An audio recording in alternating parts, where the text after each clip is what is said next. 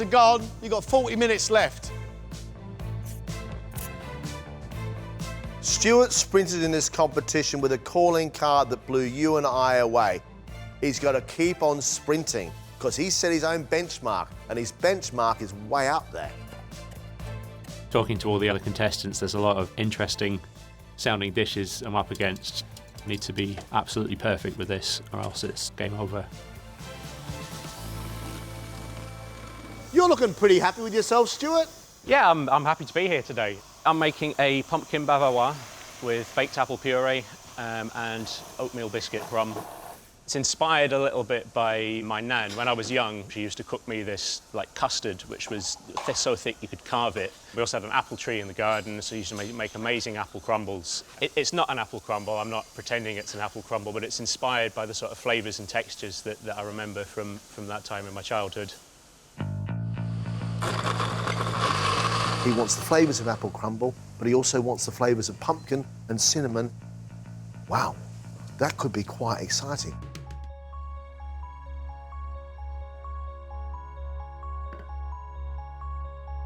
Stuart has made his take on his nan's apple crumble and custard.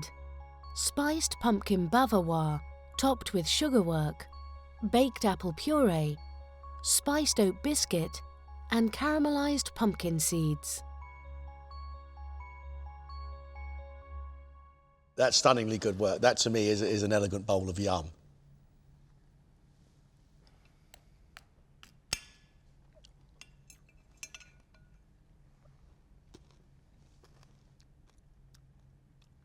It's really, really good.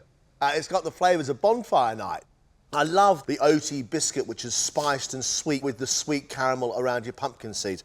Little bits of apple puree, which are soft but still sharp and lovely. Your bavarois as soft as it likes, and just a hint of pumpkin.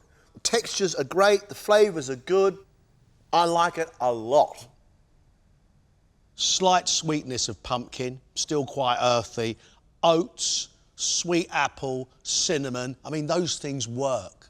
They work brilliantly well. That's you at your best. That's good. Thank you. I couldn't be happier, frankly. Until a week ago, I'd never made one of these before, so yeah, happy man, happy man. 50 minutes left. Give yourself space and time to put your food on your plates. Come on.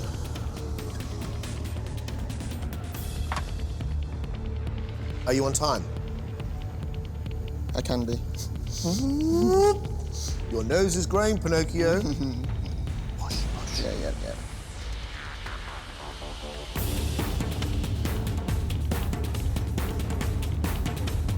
Just need to make sure everything is perfect, that I haven't forgotten anything. I think I'm all right. I just need to gather my thoughts. Yeah, it's all going to plan so far, which is good. Generally, I think I'm in an okay place. Yeah, I'll be all right. I will be all right. Just basically got a plate. You got just 20 minutes left, guys. Your cooking should be almost done and should be thinking about nothing but your plates.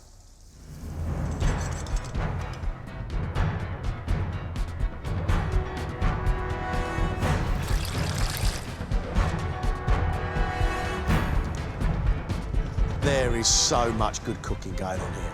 It is a banquet fit for royalty, and I love it.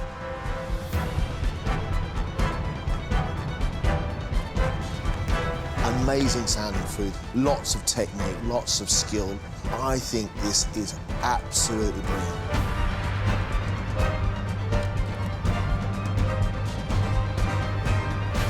You have 10 minutes. Last 10 minutes. Crikey. Come on, Luke. Get your dessert then played up. Everything else done. Come on, let's go. Go. Come on, boiling.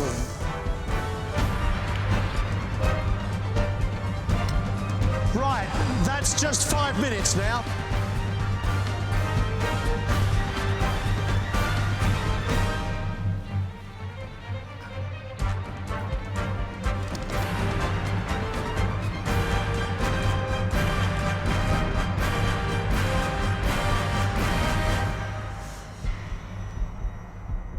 Time is up. Stop.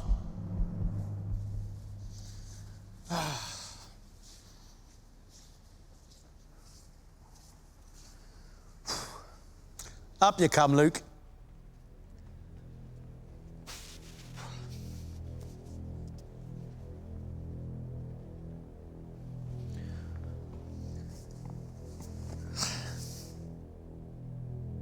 Luke's starter is arancini balls filled with roasted yellow peppers and mozzarella, served with a basil, anchovy and yoghurt dressing and slow-roasted tomatoes.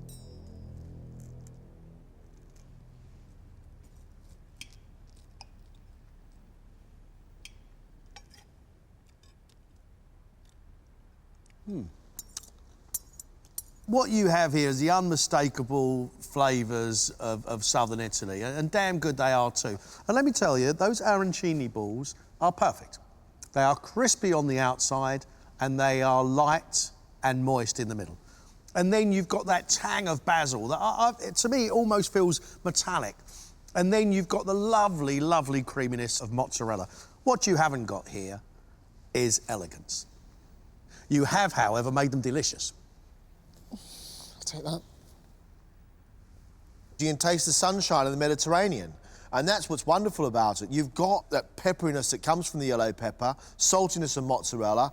Those tomatoes are delicious, absolutely delicious. Little concentrated pills of tomato, and they explode with the basil, and you feel like you're sitting in an Italian cafe. They are delicious. Well, thank you. I'm glad it tastes good.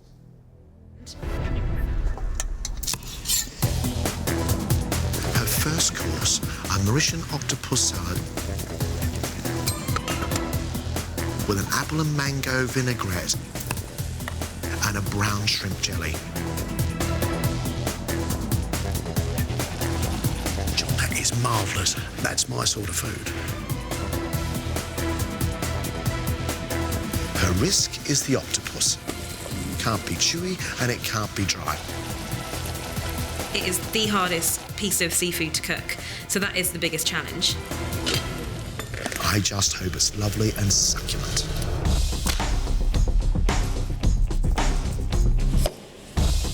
Shalina's main course is a mutton curry, a green banana pickle, and a celebratory rice dish, a biryani.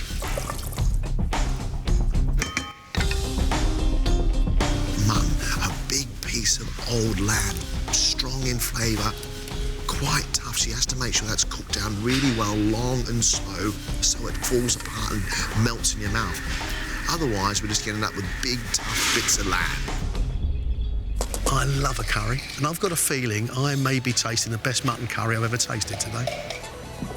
But how do you make that look smart? How do you turn that into a MasterChef winning dish?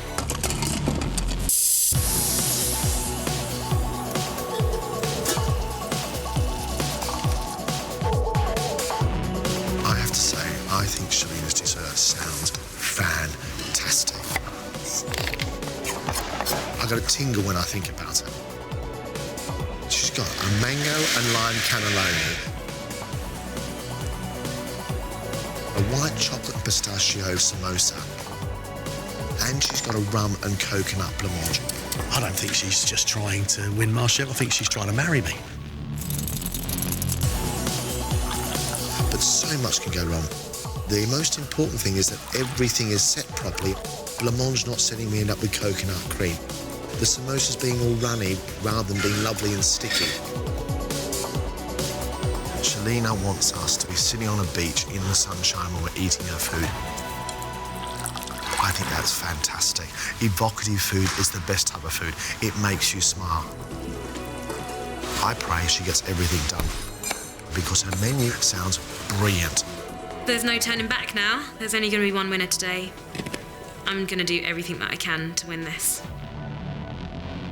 Shalina's dessert is a mango cannelloni filled with lime curd, a coconut and rum blancmange, a white chocolate creme fraiche and pistachio samosa, and mango jelly squares. Shalina, it's just rounding off a trio of stunning-looking plates. Beautiful, beautiful, beautiful plates.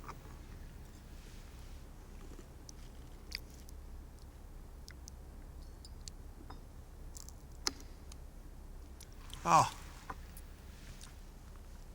A perfect blend of mellow notes and sharper notes.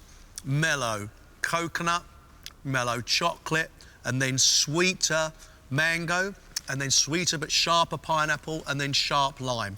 Perfect, absolutely perfect.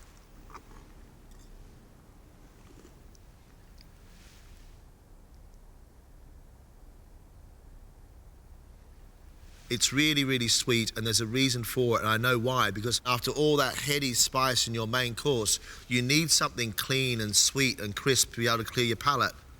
It makes me smile, Shalina. It makes me laugh. It makes me feel happy. Absolutely bang on the money. Shalina, thank you. Thanks very much. Crikey. Just brilliant. I loved it all.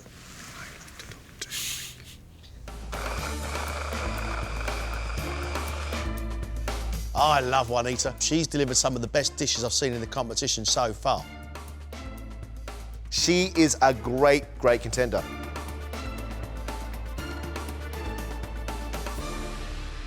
Juanita, what are you making for us? So this is a nod to my mum's childhood as well as my own. So she grew up in Malta with 7 brothers and sisters. And during the summer, they used to go to the beach every day to catch octopus and crab. And when we were growing up and we'd have picnics and go crabbing ourselves, Mum would pack a very basic picnic of bread, olive oil and tomato sandwiches. So I thought it would be quite interesting to try and take those humble ingredients and try and make them a bit more restaurant-y. You've got an idea of how this dish is going to look at the end, have you? I've drawn a picture, yeah.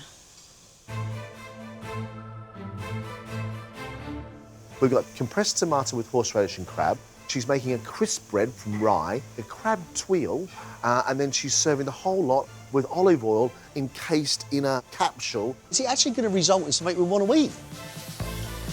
I worry I'm trying to be a bit too wacky, but it's too late now to change it.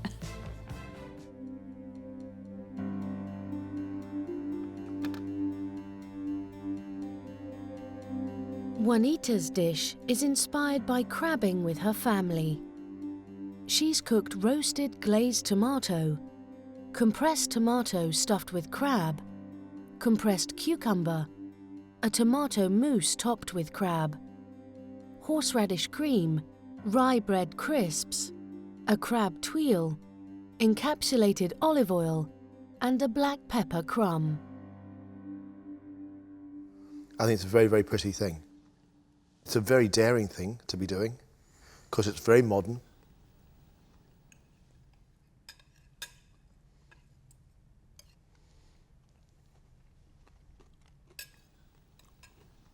It's delicious. Really delicious. Every time you think you've got the dish in your head and it's all worked out and there's crab and there's tomato and there's pepper and there's bread, there's something else like a bit of sweet, salty cucumber, which tastes like the sea. For me, it's a delicious, addictive, lovely, lovely thing. I think you're a genius. I've never had so many different and concentrated flavours of tomato with crab as a background and then pepper, I think is quite extraordinary. I think you can only eat food like this at some extraordinary kitchens around the world. I think that is absolutely genius. Congratulations. Cheers, thank you very much. Thanks.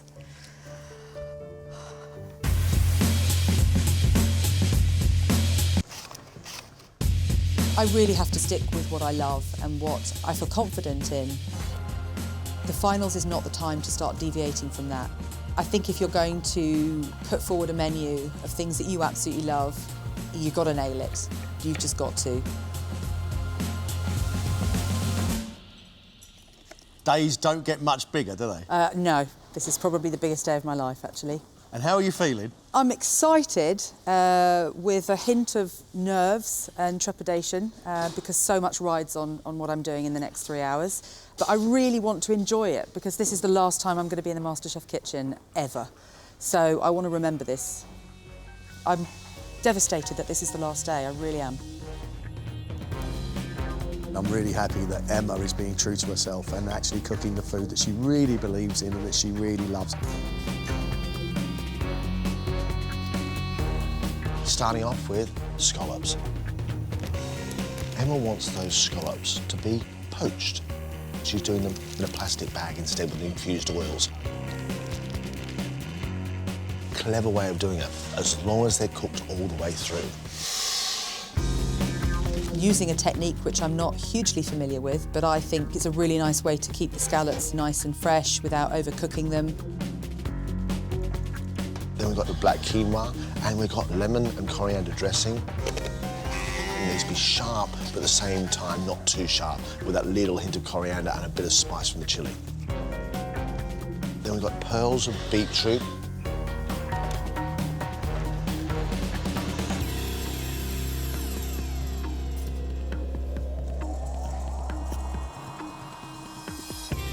Very brave of Emma to take on all this technical stuff with her starter.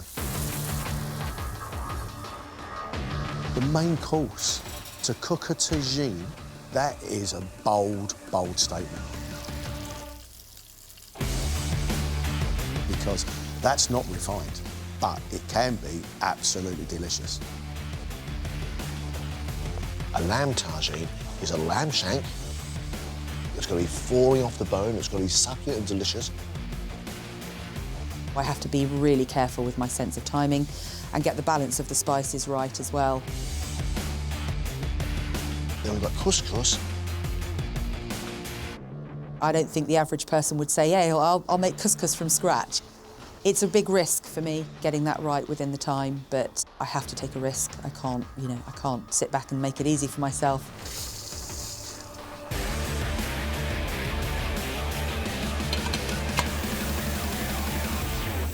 Dessert, Emma is going nuts.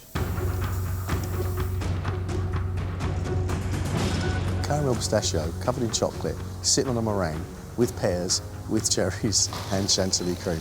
John, that is real indulgence. She's really going for it.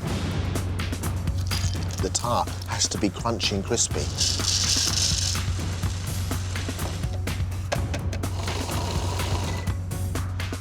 The Italian meringue has to be lovely and aerated and marshmallow-like. That salted caramel has to be salty but still sticky. The pears are going to be poached just beautifully.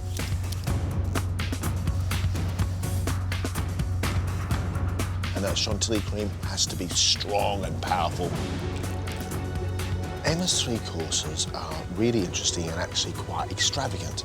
But for me right now, it's about how the food looks, because I know it's going to taste great, I know it's going to come from the heart, but how's it going to look? I'm feeling nervous because this is the finale, this is the end, this is everything now. Whatever happens, I really want to go out on a high. I hope it's enough. Emma's main course is a lamb shank tagine, spiced with ras al hanout, cumin, Jerusalem spice mix, sumac, cinnamon and paprika, and cooked with prunes and black garlic. It's served with couscous, handmade from semolina flour, roasted harissa spiced chickpeas and Moroccan carrot salad, with chilli, ginger, coriander and preserved lemons.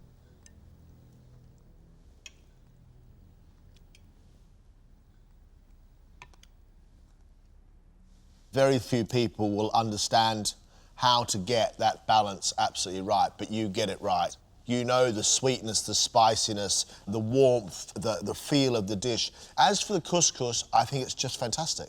It's really delicious, it's light as you like, and to think that you come in here with a box of semolina and make your own couscous, I think that's just fantastic. It means the dish is really special. And it tastes special because you care about it so much. Thank you. The meat is very, very well cooked. The flavouring inside the tagine is very, very good indeed. It is fruity, spicy. If you get a little bit of the pomegranate, you get sharpness. If you get one of the almonds, you get something more mellow. It's almost a different flavour sensation each time you go to eat. I am very tempted to pick up the bowl of couscous and stick it in the tagine, stir it all around, and actually have this for my supper. Very well done. Thank you. Thank you.